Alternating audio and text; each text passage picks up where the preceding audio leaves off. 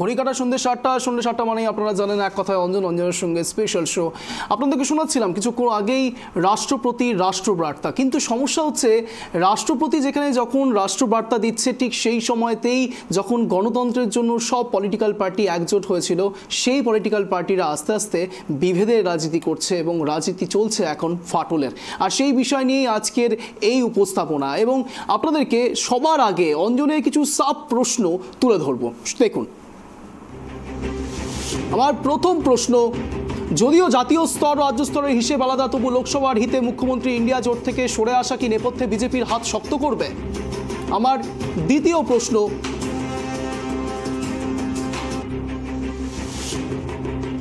অধীরে অস্বস্তি তৃণমূলের, ওদিকে মমতা ছাড়া জোট অসম্ভব বক্তব্য জাতীয় স্তরে, তবে কি ভোটের নিরিখে জাতীয় কংগ্রেস রাজ্য কংগ্রেসের চাইতে তৃণমূলকে বেশি ভরসা করছে? আমার তৃতীয় প্রশ্ন, দুদিনের বিশ্রামে রাহুল গান্ধী, বাংলায় আসতে বিশ্রামের কথা শারীরিক বিঘ্নতা নাকি অন্য কোনো পরিকল্পনা? আমার শেষ প্রশ্ন, প্রকাশ্যে বিরোধ, রাহুল গান্ধীর কনভয় ঘিরে বিক্ষোভ তৃণমূল কর্মী সমর্থকদের, সভাতে তুমুল অশান্তি, তবে কি বিরোধীদের কথাতেই শিলমোহর, তৃণমূল বাদে আর কেউ সভা করতে পারবে না বাংলায়? এই সব প্রশ্নের হিসেব নেব আগামী 1 ঘন্টায়, জানার চেষ্টা করব, বোঝার চেষ্টা করব ঠিক এই প্রশ্নের উত্তর কি কি আসে সামনে। কিন্তু তার আগে দেখব এক বিশেষ প্রতিবেদন, তারপর আসছি বিশদ আলোচনায়। দেখুন,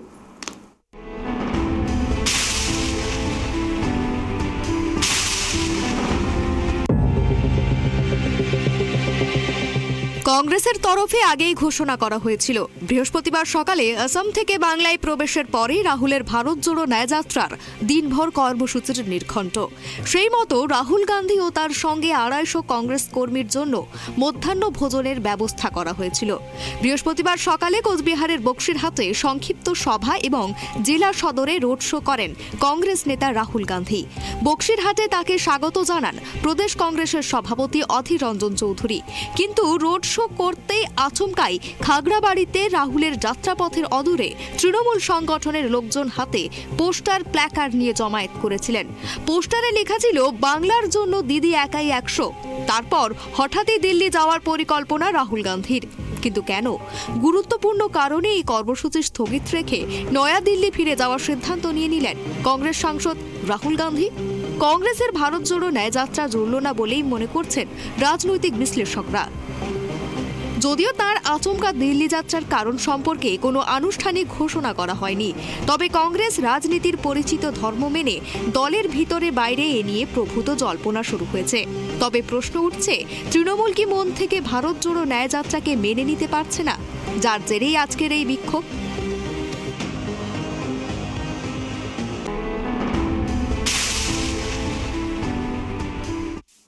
প্রশ্ন উঠছে বেসুরো ইন্ডিয়া জোট, এইসব বিষয় নিয়ে আলোচনায় আসবো। তার আগে পরিচয় পর্ব সারবো। এই মুহূর্তে আমার সঙ্গে একেবারে স্টুডিওতে রয়েছেন মাননীয় গৌরাঙ্গ চৌহান, তৃণমূল নেতা। আমাদের সঙ্গে অনলাইনে জুড়ে রয়েছেন মাননীয় মনোজ সরকার, বিজেপি নেতা। আমাদের সঙ্গে জুড়ে রয়েছেন মাননীয় অনির্বাণ চৌধুরী, সিপিআই নেতা, এবং একই সঙ্গে আমাদের সঙ্গে জুড়ে রয়েছেন মাননীয় রতন বালা, কংগ্রেস নেতা। অনলাইনে থাকার কারণে কিছু প্রবলেম হতে পারে, কিন্তু আমরা তাও চেষ্টা করব আলোচনায় ফেরার। প্রথম প্রশ্ন রাখবো গৌরাঙ্গবাবুর কাছে। গৌরাঙ্গবাবু, এটা কি হচ্ছে? তার কারণ বাংলায় যে রাজনীতি সবাই দেখে অভ্যস্ত, সেই রাজনীতিতে কি সত্যি এই শিলমোহরটা এবার পড়বে? রাজনৈতিক মহল যেটা বলছে যে তৃণমূল কংগ্রেস বাদে ব্যতীত অন্য কোনো দল কোনো সভা করতে পারবে না।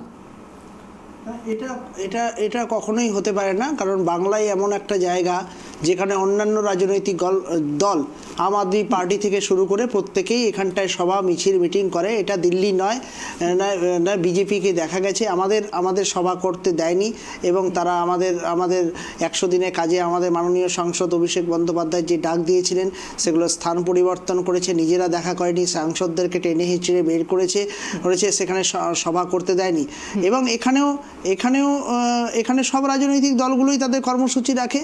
আজকে আমাদের মাননীয়, এটা কি আমি বলছি মাননীয়, এটা কিন্তু তৃণমূলের পক্ষে নাগরিক বৃন্দরা নিজেরা ভাবছে যে অধীর বাবু, আমি বলছি নাগরিক বৃন্দরা হচ্ছে অধীর বাবু যেভাবে করে প্রোপাগান্ডা ভারত পশ্চিমবঙ্গে তৈরি করেছেন, তিনি একদম জোটটাকে নষ্ট করে দিতে চান। তাকে আমরা এখন বলছি আপনাদের মূল অস্বস্তি অধীর রঞ্জন চৌধুরীকে নিয়ে। আচ্ছা, তো তিনি যে এই অধীর রঞ্জন চৌধুরীকে নিয়ে যখন আপনাদের অস্বস্তি, রতনবাবুর কাছে আসবো। রতনবাবু তৃণমূল কংগ্রেসের কর্মী সমর্থক বলছেন, গৌরাঙ্গবাবু বলছেন যে এক প্রকার এই ইন্ডিয়া জোটে মূল সমস্যা হচ্ছে অধীর রঞ্জন চৌধুরী। তাহলে এই অধীর রঞ্জন চৌধুরী যখন অস্বস্তির কারণ, অন্যদিকে দেখা যাচ্ছে যে জাতীয় স্তরে বারবার ড্যামেজ কন্ট্রোল করার চেষ্টা করা হচ্ছে, কি বলবেন এই বিষয়ে? দেখুন, আমি প্রথমেই বলবো যে দেখুন, অধীর রঞ্জন চৌধুরী সম্পর্কে একটা কথা না বললেই নয়। অধীর রঞ্জন চৌধুরী এমন একজন ব্যক্তিত্ব, আপনারা হয়তো জানবেন যে অধীর রঞ্জন চৌধুরীর যদি আপনি একটু পিছন দিকে দেখেন, যখন প্রথম নবগ্রাম নির্বাচনে তিনি যখন অংশগ্রহণ করেছিলেন, শুধুমাত্র তার কথা ক্যাসেট করে বিভিন্ন জায়গায় শোনানো হয়েছিল। তখন কিন্তু তিনি বাইরে প্রকাশ্যে আসতে পারেননি। তার ক্যাসেট শুনে, এটা শুধু ভারতবর্ষে নয়, ভারতবর্ষের বাইরেও আপনি দেখবেন যে প্রায় 2 লক্ষ 2.5 লক্ষ ভোটার যারা বিধানসভা নির্বাচনে নির্বাচিত করে একজন ব্যক্তিকে না দেখেই তাকে নির্বাচিত করেছিলেন। তার নাম হচ্ছে অধীর রঞ্জন চৌধুরী। যেই অধীর রঞ্জন চৌধুরী পশ্চিম বাংলায় কংগ্রেসকে রতনবাবু ইন্টারেস্টিংলি আপনি অধীর বাবুকে ডিফেন্ড করছেন, অধীর বাবুর হয়ে কথা বলার চেষ্টা করছেন, কিন্তু প্রশ্ন উঠছে জাতীয় কংগ্রেস তো একেবারে তৃণমূলকে সমর্থন করতে মরিয়া, এবং এই বিষয়ে 6 জানুয়ারি অধীর রঞ্জন চৌধুরী যখন জোট নিয়ে প্রশ্ন করা হয় কি বলেছেন একবার শোনাবো, তারপর আসছি আপনার কাছ থেকে উত্তর নেব। অধীর বাবু কি বলেছিলেন একবার শোনাবো।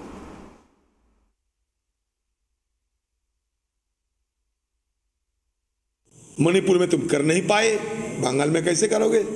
हम तो चाहते हैं कि प्रेसिडेंशियल रूल कम से कम डिस्टर्ब एरिया ये तो ऐलान करो, लेकिन हिम्मत नहीं है।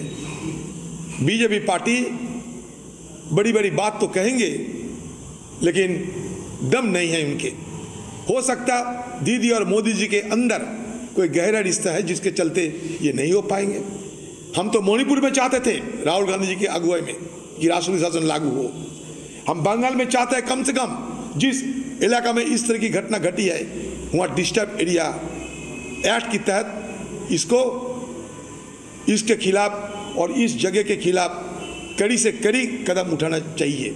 1-2 बार चुनाव में जीतना बड़ी बात नहीं है, मुफ्त में कोई जीत जाते हैं, लेकिन जब समय आते हैं कड़ी कदम उठाने की, हिम्मत दिखाने की, तब ये पीछे हट जाते हैं। রতনবাবু নিশ্চয়ই শুনতে পেলেন অধীর রঞ্জন চৌধুরী ঠিক কি বলেছিলেন। অদ্ভুতভাবে অধীর রঞ্জন চৌধুরী গত মাস থেকে, তারও আগে থেকে একেবারে এই বাংলার জন্য রাষ্ট্রপতি শাসনের কথা বলে যাচ্ছেন। তাহলে কোথায় ইন্ডিয়া জোট, যেখানে জাতীয় স্তরে এতটা ড্যামেজ কন্ট্রোল করবার চেষ্টা, সেখানে বারবার করে একেবারে আপনাদের প্রদেশ কংগ্রেস সভাপতি অধীর রঞ্জন চৌধুরী একেবারে বেসুরো সব সময় দেখা যাচ্ছে। তাহলে কি তৃণমূলের এই অভিমান একান্তই বলা যেতে পারে ভুল?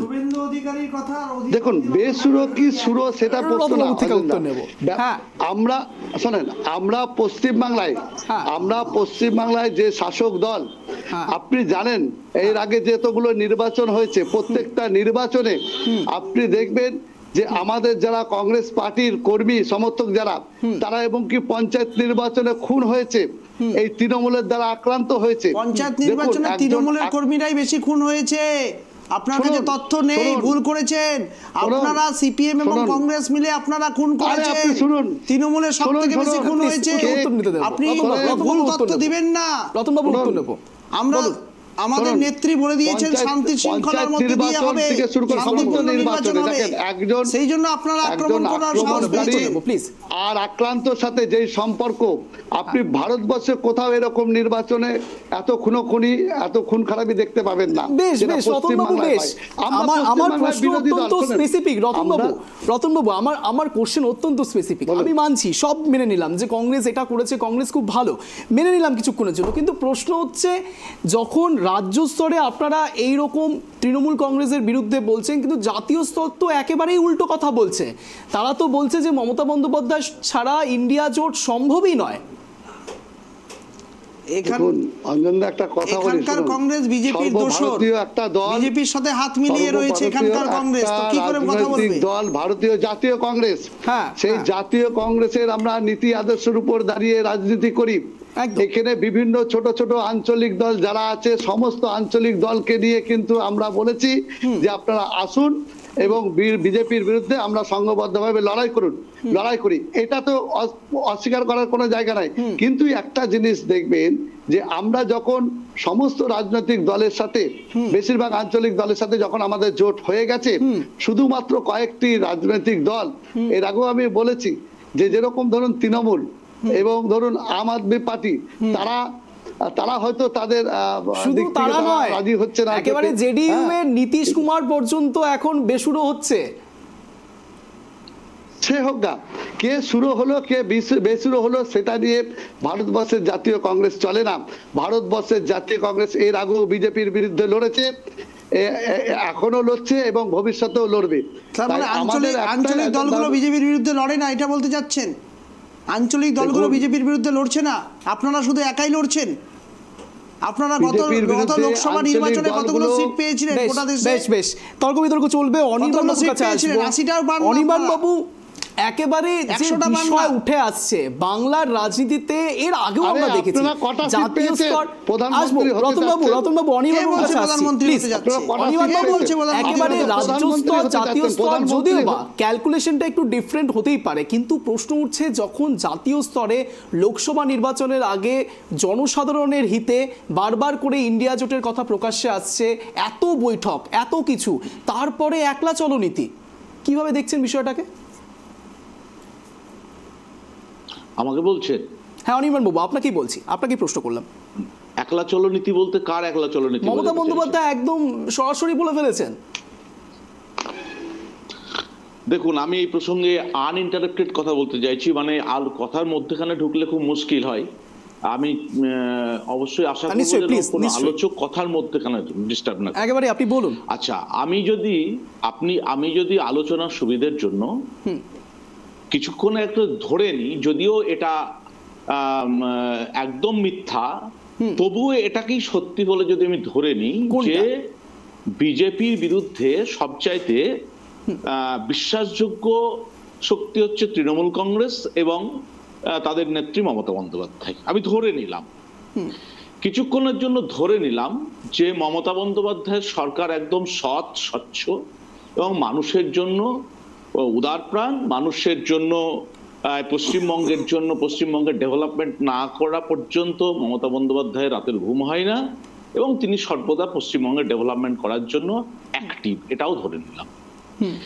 এবার এইটাকে ধরে নিয়ে যদি আমি আলোচনাটা শুরু করি, তাহলে দেখতে পাবো যে মমতা বন্দ্যোপাধ্যায় নিজেকে যদি বিজেপির বিরুদ্ধে সবচাইতে শক্তিশালী মুখ বা সবচাইতে বিশ্বাসযোগ্য মুখ মনে করেন নেতৃত্ব দেওয়ার ক্ষেত্রে, তাহলে বিজেপির বিরুদ্ধে যখন সারা দেশব্যাপী কংগ্রেসের নেতৃত্বে আর বামপন্থীরা সবাই যখন একটা প্ল্যাটফর্ম তৈরি করেছে INDI এ, সেই প্ল্যাটফর্মটাকে শক্তিশালী করাটাই প্রয়োজন। এবার শক্তিশালী করতে গেলে দেখতে হবে কি যে বিজেপির বিরুদ্ধে ভোটটা যাতে ভাগাভাগি না হয়ে যায়। কোট আনকোট স্বচ্ছ এবং সৎ মমতা বন্দ্যোপাধ্যায় বিজেপির বিরুদ্ধে লড়াইয়ে যদি বিশ্বাসযোগ্য হন, সৎ হন, একনিষ্ঠ হন, তাহলে তার প্রথম কর্তব্য হবে কি, আমি এই রাজ্যের পার্সপেক্টিভে বলছি, যে তার কর্তব্য হবে সমস্ত দলগুলোকে নিয়ে একটা বৈঠক করা, এবং এটাই হচ্ছে জোট রাজনীতি, কোয়ালিশন পলিটিক্স, এবং সেই বৈঠকে সকলের সুবিধে অসুবিধে এবং সিট অ্যাডজাস্টমেন্ট নিয়ে আলোচনা করা, এটাকে কোয়ালিশন পলিটিক্স বলে।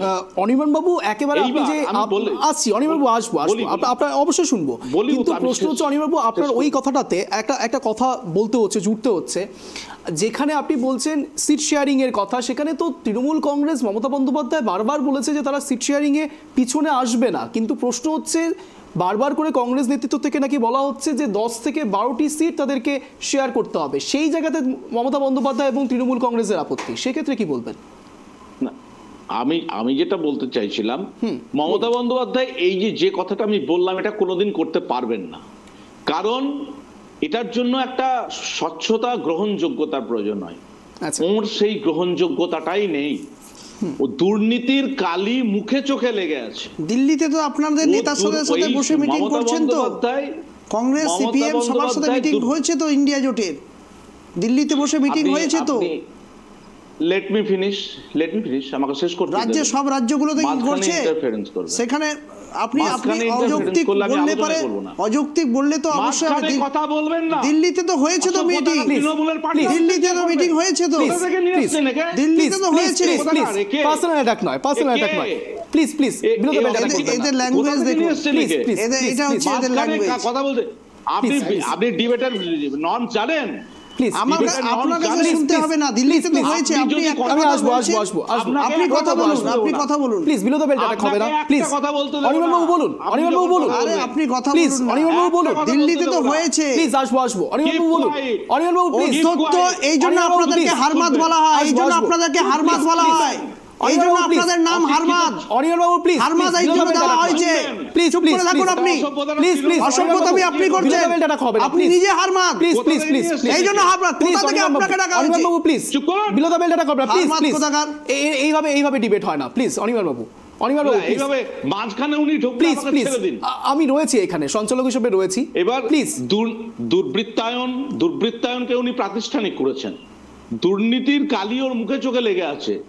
বিজেপির বিরুদ্ধে ওর যে ভূমিকা, ওর দলের যে ভূমিকা, আপনি বিধানসভায় যতগুলো গুরুত্বপূর্ণ, এই লোকসভায় যতগুলো গুরুত্বপূর্ণ আইন পাশ হয়েছে, প্রত্যেকটি ক্ষেত্রে ওর সাংসদদের ভূমিকা আপনি মিলিয়ে দেখুন। সর্বক্ষেত্রে সেই আইনটাকে পাশ করার জন্য তৃণমূল কিভাবে সহযোগিতা করেছে, তার এমপিদের ভূমিকা কত নেগেটিভ ছিল। সুতরাং বিজেপির বিরুদ্ধে লড়াইয়ের ক্ষেত্রে তৃণমূলের বা মমতা বন্দ্যোপাধ্যায়ের বিশ্বাসযোগ্যতা এতটুকু নেই, স্বচ্ছ ভাবমূর্তি তো নেই। তার ফলে তার পক্ষে সকলকে ডেকে সিট অ্যাডজাস্টমেন্টের আলোচনা করা কখনোই সম্ভব নয়। আপনাকে অনেকক্ষণ সময় দিলাম। এবার একেবারে আসবো গৌরাঙ্গ বাবুকে সুযোগ দেবো। গৌরাঙ্গ বাবু, আপনি কিছু বলতে চাইছিলেন। মূল প্রশ্ন হচ্ছে, এত কিছু হলো, এত বৈঠক হচ্ছে, কিন্তু একলা চলো নীতি কেন? বারবার করে যখন ইন্ডিয়া জোটকে বেশি করে শান দেওয়ার এখন সময়, লোকসভা নির্বাচন অতি প্রাসন্নে, সেই ক্ষেত্রে এখন যে একলা চলো নীতি আপনারা ধরছেন, সেই ক্ষেত্রে সত্যি সত্যি বিজেপিকে এক্সট্রা মাইলেজ দেওয়া হচ্ছে না গৌরাঙ্গ বাবু? দেখুন, ইন্ডিয়া জোট তৈরি হয়েছে নরেন্দ্র মোদীর অপশাসনের বিরুদ্ধে, অন্যায়, সাধারণ মানুষের অন্যায়, অবিচার এবং দৈনন্দিন চুরি থেকে শুরু করে নিত্য প্রয়োজনীয় জিনিসের দাম বৃদ্ধি, বেকারত্ব তো বৃদ্ধি, এগুলোর বিষয়ে প্রধানমন্ত্রীকে সরানোটা এবং ইন্ডিয়া জোটের একজন প্রধানমন্ত্রী মুখ তৈরি হবে এবং প্রধানমন্ত্রী বসবে, যেটা গোটা বাংলাকে গোটা ভারতবর্ষকে একটি নতুন দিশা দেখাবে, যে ভারতবর্ষটা পিছিয়ে পড়ে গেছে সেই ভারতবর্ষ আবার যাতে এগিয়ে যায়। বাংলার ক্ষেত্রে, বাংলার পার্সপেক্টিভের ক্ষেত্রে যাদের 1% এবং 2% ভোট রয়েছে, সিপিএম কংগ্রেসে যাদের একটাও বিধায়ক নাই, গ্রাম পঞ্চায়েত নাই, পঞ্চায়েত সমিতি, জেলা পরিষদ, যাদের ভোট বাক্স নিজেরা সুইং করিয়ে দিয়ে বিজেপিতে দিয়ে দিয়েছে। যেদিন কংগ্রেস আর সিপিএম একসাথে লড়েছে, পতাকা নিয়েছিল, সব মানুষগুলো হচ্ছে বিক্ষুব্ধ হয়ে বিজেপিতে চলে গেছিল। এরা বিজেপিতে লোকগুলোকে ঢুকিয়েছে, আর এদেরকে সাথে নিলে পরে তৃণমূলের ভোট কমবে, বিজেপির ভোট বেড়ে যাবে। এই জন্য এখানটায় বাংলাতে সিপিএম কংগ্রেসের কিছু অস্তিত্ব নাই। এদেরকে রাখা না রাখার সমান, আর রাখলে পরেও এরা ভোট দিবে বিজেপিকে। সেই জন্য মমতা বন্দ্যোপাধ্যায় একলা চলো নীতি বাংলার ক্ষেত্রে, কিন্তু জোট কিন্তু তিনি ভাঙছেন না, জোটের প্রধান মুখ কিন্তু তিনি মমতা বন্দ্যোপাধ্যায়। বেশ এই বিষয় নিয়ে একেবারে যখন থেকে প্রসঙ্গ টানা হচ্ছে, একেবারে অধীর রঞ্জন চৌধুরী যে মূলত তৃণমূল কংগ্রেসের অস্বস্তি, সেটা অনেকদিন ধরেই প্রকাশ্যে। একবার কুণাল ঘোষ, তৃণমূলের মুখপাত্র, এবং অধীর রঞ্জন চৌধুরী কি বলেছিলেন, তাদের মধ্যে কি কথোপকথন হয়েছিল, একবার আপনাদেরকে শোনাবো, শুনুন। को कौन भरोसा करती है? अगर बचने के लिए उनको कांग्रेस की जरूरत होती है। ममता का बचने के लिए कांग्रेस की जरूरत ममता की है। ममता दीदी आपको हेल्प कर रहा है, कोऑपरेट कर रहा है दिल्ली से भाजपा को उखाड़ के फेंकने के लिए, और आपका बंगाल यूनिट, उसका प्रेसिडेंट लगातार भाजपा को ऑक्सीजन একেবারে আসবো অনির্বাণ বাবু, আপনার কাছেই আসবো রতন বাবু, আপনার কাছেও আসবো।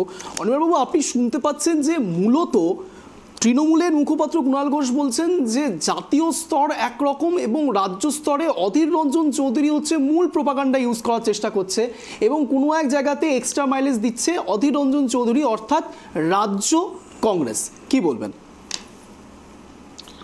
দেখুন, জোট ধর্মের কি নীতি হওয়া উচিত কি সেটা আমি একটু আগে আলোচনা করলাম, কিন্তু এটা মমতা বন্দ্যোপাধ্যায় কখনো করতে পারবেন না। কারণ বিজেপিকে সহায়তা করা, এর আগে বিভিন্ন রাজ্যে কিভাবে কংগ্রেসের ভোট কেটে বিজেপির সহায়তা করেছে, সংসদে তার সাংসদদের কি ভূমিকা ছিল বিভিন্ন আইন পাশের ক্ষেত্রে, এটা খুব পরিষ্কার। সুতরাং বিজেপিকে সাহায্য করতে হবে, এটাই হচ্ছে মমতা বন্দ্যোপাধ্যায়ের এজেন্ডা।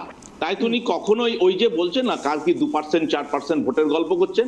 আচ্ছা, 2011 সালে যখন কংগ্রেসের সঙ্গে জোট করেছিলেন তখন কংগ্রেসের ভোটটা কত পার্সেন্ট ছিল? তৃণমূলের চেয়ে বেশি ছিল না তো?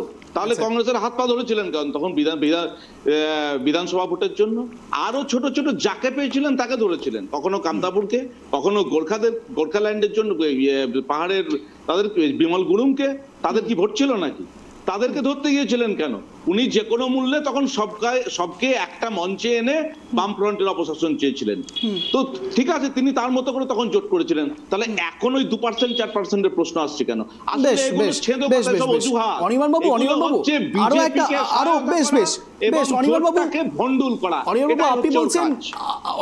আপনি একেবারে যেমন তৃণমূল কংগ্রেসের দিকে বা মমতা বন্দ্যোপাধ্যায়ের দিকে আঙুলটা তুলছেন, ঠিক একই রকম ভাবে মমতা বন্দ্যোপাধ্যায়ও কিন্তু একেবারে রাম মন্দির প্রসঙ্গে সরাসরি বলেছিলেন এই ইন্ডিয়া জোট নিয়ে যে সিপিআইএম এবং বামফ্রন্ট কোনো এক জায়গাতে ইন্ডিয়া জোটের ক্যাপ্টেন হিসেবে কাজ করছে, সেটা সেই ক্ষেত্রে কোনো মতেই বামফ্রন্টের কোনো কথা তিনি শুনবেন না। অতএব ইন্ডিয়া জোটের ক্ষেত্রে তার একটা অসন্তুষ্টি অনেকবার প্রকাশ পেয়েছে বামফ্রন্ট নিয়ে। কি বলবেন?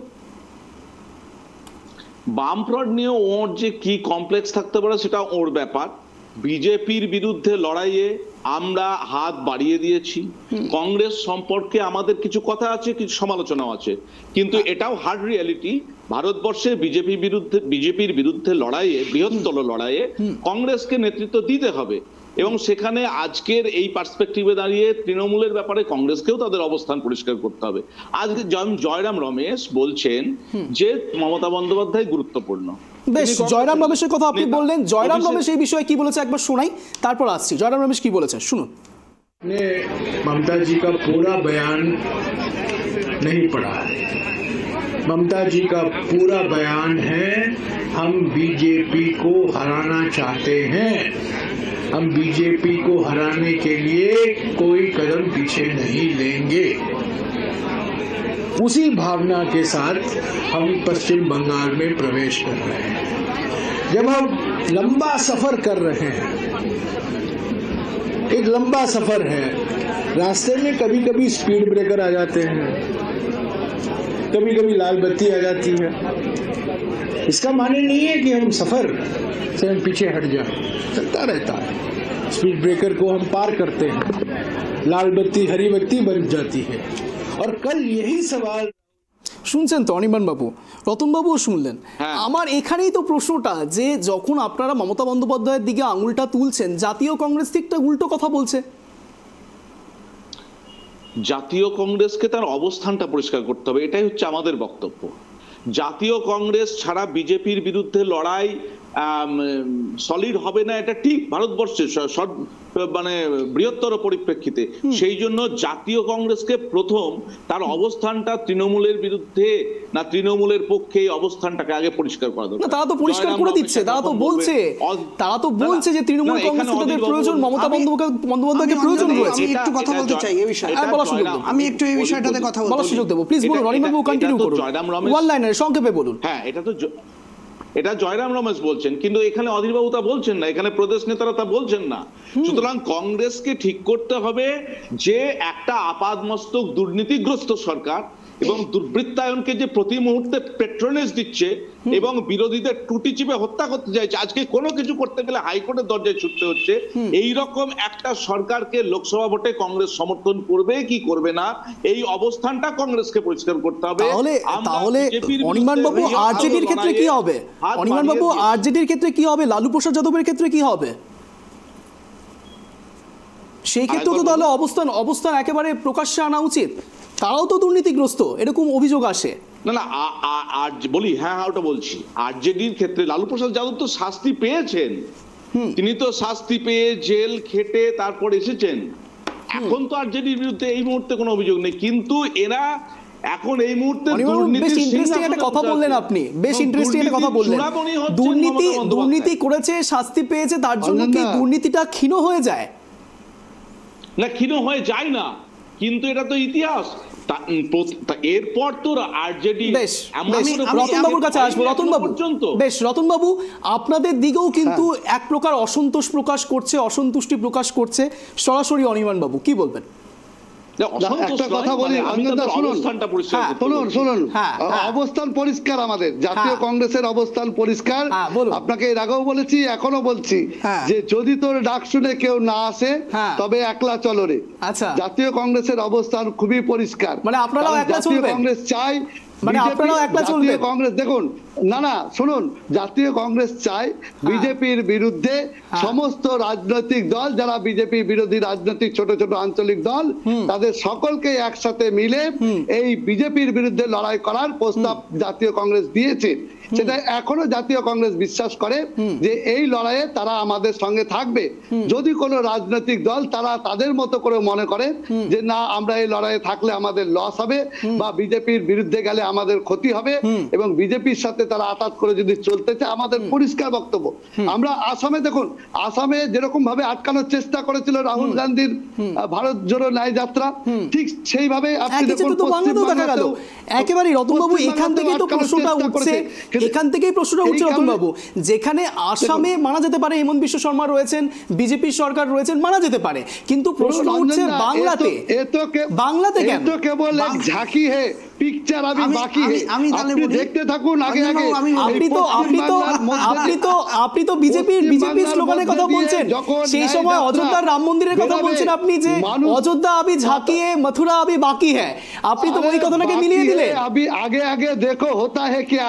এই রাহুল গান্ধী যেখান দিয়ে যাবে জনস্রোত, জনগণের বন্যা বয়ে যাবে। বেশ, একেবারে আজ আসবো গৌরাঙ্গবাবুর কাছে এই প্রসঙ্গ নিয়ে, কিন্তু আজ যখন রাহুল গান্ধী যখন যাচ্ছেন কোচবিহারে প্রবেশ করছেন, রাহুল গান্ধী ঠিক কি বক্তব্য দিয়েছেন একবার শোনাই, তারপর তার এগেনস্টে তৃণমূল কর্মী সমর্থকরা কি বলেছেন ব্যাক টু ব্যাক শোনাবো, শুনুন। एक साल पहले हमने भारत जोड़ो यात्रा कन्याकुमारी से कश्मीर 4,000 किलोमीटर हमने नफरत के बाजार में मोहब्बत की दुकान खोलने का काम किया। अब हम ईस्ट से वेस्ट, मणिपुर से महाराष्ट्र भारत जोड़ो न्याय यात्रा कर रहे हैं। आसाम से आज हम वेस्ट बंगाल में घुस रहे हैं। मैं आसाम के लीडर्स, कार्यकर्ताओं का दिल से धन्यवाद करना चाहता हूं। आपने बहुत जबरदस्त तरीके से यात्रा को चलाया। আমরা প্রেক্ষাপটে দাঁড়িয়ে আছি ইন্ডিয়া জোটের পক্ষে। তৃণমূল কংগ্রেস যেভাবে আন্তরিকভাবে প্রচেষ্টা চালাচ্ছে, রাহুল গান্ধীর আজকে যে যাত্রা, সেই যাত্রাকে আমরা নৈতিকভাবে সমর্থন করি, কিন্তু আমরা অধীর রঞ্জন চৌধুরীর বিরুদ্ধে আজকের এই বিক্ষোভ।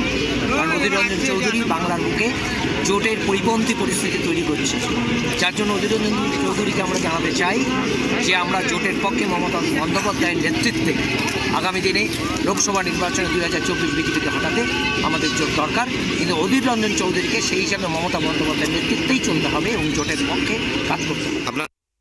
এই জায়গাটাই তো পরিষ্কার হচ্ছে না, জাতীয় এবং রাজ্য স্তর দুটোর মধ্যে একটা বিস্তর মতপার্থক্য, বিস্তর মতামতের একটা পার্থক্য থেকেই যাচ্ছে। এক্সপ্লেনেশন নেব, একেবারে এক্সপ্লেনেশন নেব, তুঙ্গে উঠছে রাজনৈতিক তরজা, কিন্তু সময় এখন একটা ছোট্ট বিরতিতে আমাকে একটু যেতেই হবে, আসবো, আলোচনায় ফিরবো, সঙ্গে থাকুন।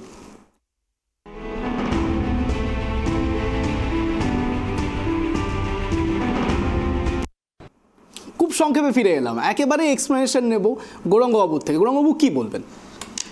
দেখুন, আমাদের ভাবতে অবাক লাগছে যে 35 বছর বাংলাতে যে সরকারটা ছিল, যারা পিঁপড়ের ডিম খাইয়ে মানুষকে রেখেছে, 34 বছর, সরি 35 বলে ফেলছি, এক বছর বেশি বলে ফেলছি, পিঁপড়ের ডিম খাওয়াতে বাধ্য করেছিল, বেকারত্ব এবং কৃষক হত্যা থেকে শুরু করে মানুষ রেশনের চাল পর্যন্ত পেত না, দুর্নীতির চরম শিখরে। এবং শুধু তাই নয়, না ওরা গোটা পশ্চিমবঙ্গকে যতগুলো রাজ্য রয়েছে তার থেকে একদম শেষ স্থানে গিয়ে পৌঁছে দিয়েছিল ডেভেলপমেন্টের ক্ষেত্রে।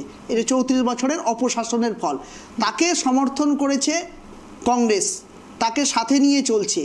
সেই অধীরবাবু যে কাজগুলো করছেন কার কার কার হয়ে জানুন, এই অধীরবাবু করছে সিপিএমের ভোট নিয়ে। তিনি কিছুদিন আগে যে জিতছিলেন এবং জোটটা তিনি করেছিলেন, সেই জোটটা যাতে সিপিএম কংগ্রেসের জোটটা যাতে আগামী দিনে বজায় থাকে, অস্তিত্ব যাতে থাকে, সেই জন্য নিজ ক্ষুদ্র স্বার্থের জন্য বৃহৎ স্বার্থ যে প্রধানমন্ত্রীকে সরাতে লাগবে সেই স্বার্থকে তিনি জলাঞ্জলি দিচ্ছেন। এটার উত্তর তো অনির্বাণ বাবু থেকে এটা এটা এটা মানতেই হবে।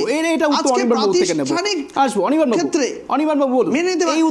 আরেকটা প্রশ্ন আমি বলতে চাই, সিপিএম আজকে ঠিক করুক যে ইন্ডিয়া জোটের একটু বলিনি, ইন্ডিয়া জোটে কতগুলো সিট হচ্ছে তারা দিতে পারবে। আমি কতগুলো সিট দিতে পারবে তৃণমূল কংগ্রেস থেকে সিপিএম সবথেকে কম দিবে। যতগুলো রাজনৈতিক দল রয়েছে সবথেকে কম সিট দিবে। লোকসভা জিততেই তো পারবে না ওরা। শুধু এখানে নয়, গোটা ওরা তো অল ইন্ডিয়া বেস্ট রাজনীতি করে।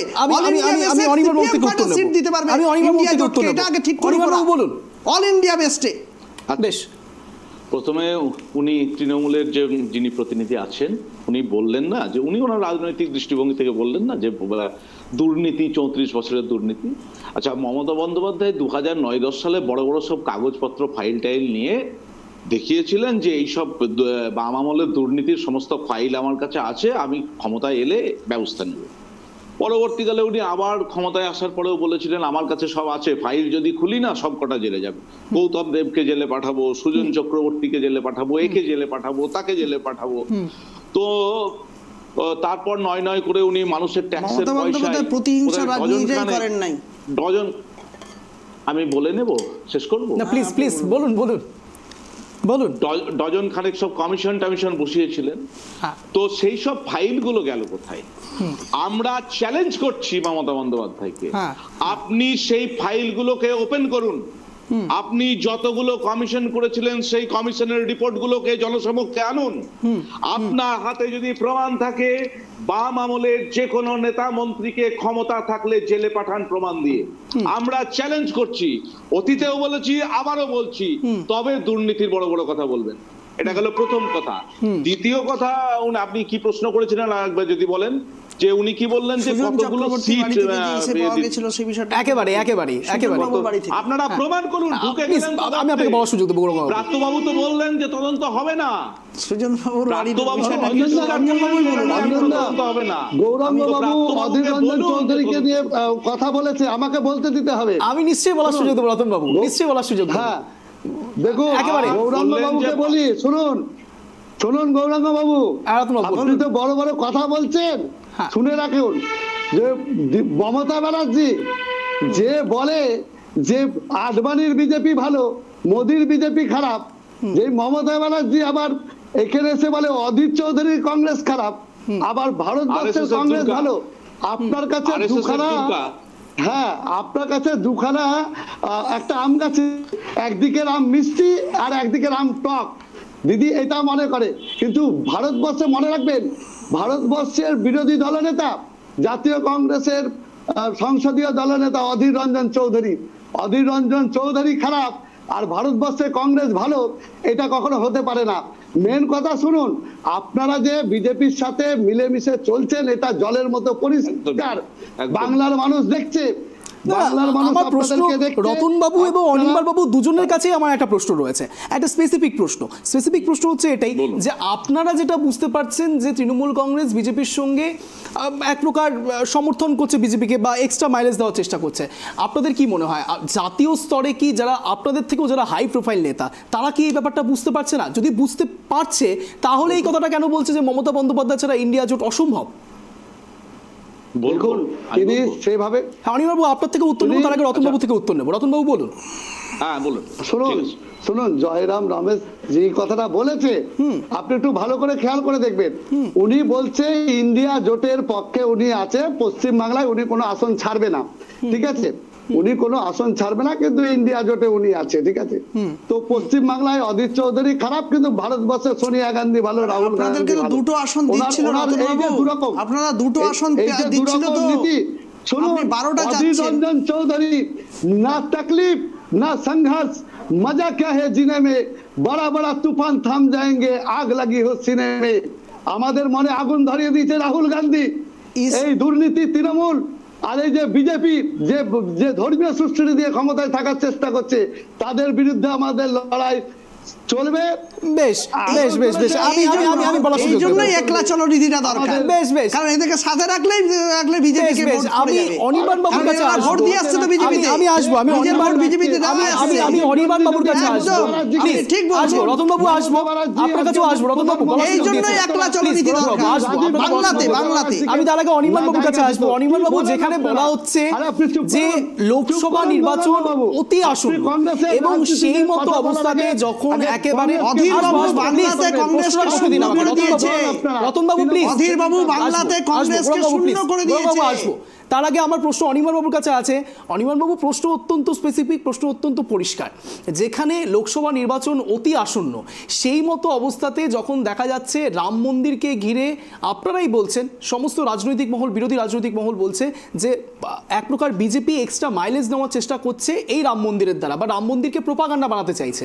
সেই জায়গাতে আপনারা যখন জানেনই যে বিজেপি এই জায়গাটাকে প্রোপাগান্ডা বানাবে এবং তারা অলমোস্ট প্রচার শুরু করে দিয়েছে, যেখানে 2014 থেকে শুরু করেছিল প্রোপাগান্ডা, একই রকমভাবে 2024-এও শুরু করেছে একেবারে প্রধানমন্ত্রী নরেন্দ্র মোদী। সেই জায়গাতে যদি ইন্ডিয়ার জোট এই অবস্থায় এসে দাঁড়ায়, মানুষ বিভ্রান্ত হচ্ছে তো অনির্বাণ বাবু। না না, এখানে বিভ্রান্ত হওয়ার কিছু নেই। এটা খুব স্বতঃসিদ্ধ ব্যাপার। তৃণমূল কংগ্রেস বরাবরই বিজেপির পক্ষ নিয়েই কাজ করেছে। আমি বললাম না, আপনি দেখুন না, লোকসভাতে যতগুলো আইন পাশ হয়েছে, তৃণমূলের সাংসদদের ভূমিকাটা আপনি দেখুন। শুধু উপরাষ্ট্রপতি নির্বাচনের সময় তৃণমূলের ভূমিকাটা আপনি দেখুন। সুতরাং বিজেপির হয়ে খেলবে তাদের যে সঙ্গী, এটা খুব স্বাভাবিক ব্যাপার। সুতরাং তৃণমূল যে কোনো মূল্যে এই যে বিজেপির বিরুদ্ধে বৃহত্তর লড়াইটাকে ভন্ডুল করে দিতে চায়। অনির্বাণ বাবু হয়তো অনেক কিছু স্টাডি না করে চলে এসেছে। যতগুলো আনএথিক্যাল বিল আনা হয়েছে বিজেপির দ্বারা, প্রত্যেকটার ক্ষেত্রে তৃণমূল কংগ্রেস ওয়াকআউট করেছে, প্রতিবাদ করেছে এবং আমাদের সাংসদদেরকে সাসপেন্ড করা হয়েছে। যতগুলো বিল আনা হয়েছে, আপনি যেগুলো বলছেন আপনি ভুল কথা বোঝান, আপনি ভুল কথা বলছেন। যতগুলো বিজেপি বিল আনেছে, কালা কানুন কৃষি আইনের বিরুদ্ধে কাজ করেছে, কৃষি আইন এনেছিল, কালা কৃষি আইনের বিরুদ্ধে প্রথম মমতা বন্দ্যোপাধ্যায় বলেছেন, ডিমনিটাইজেশন করেছিল, সেটার বিরুদ্ধে বলেছেন। প্রত্যেকটা ক্ষেত্রে আপনারা সাপোর্ট করেছেন। আপনাদের কোন সাংসদ হচ্ছে সাসপেন্ড হয় না, আপনাদের কোন সাংসদ সাসপেন্ড করে তারা প্রতিবাদ করে না। তৃণমূল কংগ্রেসের সাংসদরা সাসপেন্ড। কদিন আগেই আমরা অনেক দিকে ডাইভার্ট হয়ে যাচ্ছি, অনেক দিকে ডাইভার্ট হয়ে যাচ্ছি। বেশ বেশ, একেবারে অধীর রঞ্জন একেবারে তুঙ্গে রাজনৈতিক চর্চা যখন তৃণমূল বনাম কংগ্রেস হচ্ছে, সেই সময়তে আসবো প্লিজ আসবো। একেবারে তৃণমূল কংগ্রেস বনাম কংগ্রেস যখন হচ্ছে, সেই সময়কালীন অবস্থাতে হুমায়ুন কবির কি বলছেন একবার শুনুন। আমাদের সাংসদরা, আপনার কোন সাংসদ সাসপেন্ড হয়েছে? আসবো। আমাদের তৃণমূল কংগ্রেস আগামী দিনে মুর্শিদাবাদ জেলার 3-3 আমরা দিদির হাতে তুলে দেব। কোনো ফ্যাক্টর না। অধীর চৌধুরী তৃণমূলের থেকে 4,16,000 ভোটে পিছিয়ে আপনি মিটিংয়ে বলেছেন অধীর চৌধুরী ফ্যাক্টর। কোনো ফ্যাক্টর নেই, বললাম তো। মুর্শিদাবাদ জেলায় 3টে লোকসভা সিট তৃণমূল কংগ্রেসের ঝুলিতে দিদির পায়ে সুপে দেওয়া। একেবারে অন্তিম লগ্নে চলে এসেছি। কারা কারা কি কি বলেছে এবং কেন এত তরজা তুঙ্গে, হয়তো আমাদের দর্শকদের কাছে অনেকটাই পরিষ্কার, কিন্তু এবারে একদম শেষ লগ্নে এসে সবাইকে 1 মিনিট করে স্ট্যান্ড পয়েন্ট রাখার সুযোগ দেব। প্রথম সুযোগ দেব একেবারে রতনবাবুকে। রতনবাবু, আপনার 1 মিনিট সময় শুরু হচ্ছে এখন, প্লিজ কেউ ইন্টারাপ্ট করবেন না। রতনবাবু বলুন। দেখুন, এই ভারতবর্ষে জাতীয় কংগ্রেস, বিশেষ করে আপনারা জানেন যে ইন্দিরা গান্ধী দেশের অখণ্ডতা এবং ধর্মনিরপেক্ষতা বজায় রাখার জন্য নিজের জীবনকে উৎসর্গ করেছে। রাজীব গান্ধী এই দেশের ধর্মনিরপেক্ষতা এবং অখণ্ডতাকে বজায় রাখার জন্য নিজের জীবন উৎসর্গ করে দিয়েছে। তাই ভারতবর্ষের কংগ্রেসকে কাউরি কাছ থেকে এটা স্বীকার কোনো দরকার নাই যে ভারতবর্ষের কংগ্রেস লড়াই করতে জানে না। ভারতবর্ষের কংগ্রেস যেদিন প্রতিষ্ঠা হয়েছে সেদিন থেকে লড়াই সংগ্রাম করে চলে যাচ্ছে, এগিয়ে যাচ্ছে। তাই যেতে যেতে আর একটা কথা বলবো, আমাদের নেতা অধীর রঞ্জন চৌধুরী আমাদের শিখিয়েছে, না তকলিফ না সংঘর্ষ, মজা क्या है जीने में, बड़ा बड़ा तूफान থাম যাएंगे जब आग लगी हो सीने में। এই আগ আমাদের মনের মধ্যে জ্বলেছে। তাই আমরা এই দুর্নীতিগ্রস্ত তৃণমূল এবং ভারতবর্ষে যে ধর্ম সুশ্রী দিয়ে ক্ষমতার মসনদে শুধুমাত্র মিথ্যা কথা বলে ধর্মের সুশ্রী দিয়ে মসনদে বসে আছে, এর বিরুদ্ধে আমাদের লড়াই চলবে, আগেও চলেছে, এখনো চলবে, ভবিষ্যতেও চলবে। বেশ, আপনার সময় শেষ হলো, এবার একেবারে সুযোগ দেব গৌরাঙ্গ বাবুকে। গৌরাঙ্গ বাবু, আপনার 1 মিনিট সময় শুরু হচ্ছে এখন, প্লিজ কেউ ইন্টারাপ্ট করবেন না, বলুন। দেখুন, ইন্ডিয়া জোটের বিষয়ে আমরা খুব আশাবাদী এবং যার প্রধান মুখ যদি কংগ্রেসের কিছু নেতৃত্বরা থাকে বা অন্য দলের থাকে, তার মধ্যে মমতা বন্দ্যোপাধ্যায় অন্যতম। আমরা ইন্ডিয়া জোটই একমাত্র পারবে আগামী দিনে এনে বিজেপির অপশাসনকে দূর করে, এবং নরেন্দ্র মোদী যিনি রাম এবং সীতা দুজনকেই অপমানিত করেছেন, লজ্জিত করেছেন ভেরি রিসেন্টলি, এবং ধর্মে হানাহানি সৃষ্টি করছেন, তাকে সরিয়ে দিয়ে নতুন প্রধানমন্ত্রীর মুখ আনতে পারবে। বাংলার ক্ষেত্রে সিপিএম কংগ্রেসকে নিয়ে তৃণমূল কংগ্রেস ভাবে না, কারণ এদের 1% 2% ভোট সব বিজেপিতে এরা নিজেরাই পাঠিয়ে দিয়েছে, ভোট টিপে এবং নিজেদের জোট টিকে রাখার জন্য এগুলা করছে, এগুলো নিয়ে ফ্যাক্টর না। বাংলায় এখানে কোনো ন্যায়যাত্রারও দরকার ছিল না বলে রাহুল গান্ধী চলে গেছেন, কারণ বাংলার মানুষের ক্ষেত্রে ওনার বিশ্বাস রয়েছে মমতা বন্দ্যোপাধ্যায় ইন্ডিয়া জোটে সব থেকে বেশি সিট দিয়ে দিতে পারবেন। সিপিএমও 4-5টা হয়তো সিট দিতে পারে গোটা ভারতবর্ষ জুড়ে, এটা নিয়ে ফ্যাক্টর না। আর কংগ্রেসকে সব থেকে যদি সরকার গঠন করতে হয় তৃণমূল কংগ্রেসকে লাগবেই, সেই জন্য ইন্ডিয়া জোটের প্রধান মুখ মমতা বন্দ্যোপাধ্যায়। এবার একেবারে অন্তিম লগ্নে এসে অনির্বাণ বাবুকে 1 মিনিট সময় সুযোগ দেব। আপনার 1 মিনিট সময় শুরু হচ্ছে এখন। অনির্বাণ বাবু, কি প্লিজ কেউ ইন্টারাপ্ট করবেন না, বলুন। দেখুন, আরএসএস যাকে দুর্গা বলেছিল তাদের মুখপত্রে, বিজেপির বিরুদ্ধে লড়াইয়ে তার কোনো গ্রহণযোগ্যতা নেই। উনি জোটটাকে, বিজেপির বিরুদ্ধে বৃহত্তর লড়াইটাকে বারবার ভণ্ডুল করার চেষ্টা করছেন।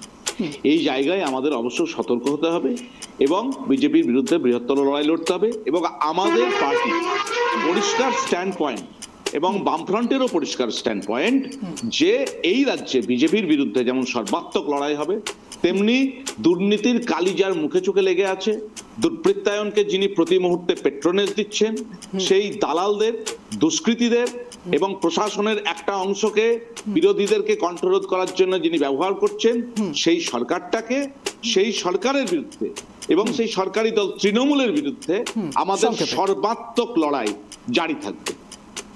বেশ, একেবারে নির্ধারিত সময়ের আগে আপনি শেষ করেছেন। একেবারে অন্তিম লগ্নে এসে আপনাদের 3জনকেই জানাই অশেষ ধন্যবাদ ট্রাইব টিভিতে জয়েন করার জন্য, এক কথা অঞ্জনা আসবার জন্য, এবং আমাদের সঙ্গে কিছুক্ষণের জন্য জুড়েছিলেন মনোজবাবুকেও অসংখ্য ধন্যবাদ ট্রাইব টিভিতে জয়েন করার জন্য, এক কথা অঞ্জনা আসার জন্য। যে কথা বলে আজকের এই স্পেশাল শো শেষ করতে হচ্ছে, কথায় আছে মিলে সুর মেরা তুমহারা তো সুর বনে হামারা, কিন্তু অদ্ভুতভাবে স্টুডিওতে বসে হয়তো একটু হলেও সুর শেষের দিকে একটু মিলল, কিন্তু সত্যি কি জাতীয় স্তরে ইন্ডিয়া জোট আরও বেশি করে সংঘবদ্ধ হওয়া দরকার ছিল না? যদি সংঘবদ্ধ হতেন তাহলে লোকসভা নির্বাচনের আগে হয়তো অঙ্কটা আরেকটু পরিবর্তন হতে পারত। এই কথা বলেই আজকের এই স্পেশাল শো শেষ করব, কিন্তু এরকমই টান শো দেখার জন্য ঠিক সন্ধ্যে 7টায় নজর রাখতে হবে ট্রাইব টিভির পর্দায়। এক কথায় অঞ্জনা, নমস্কার।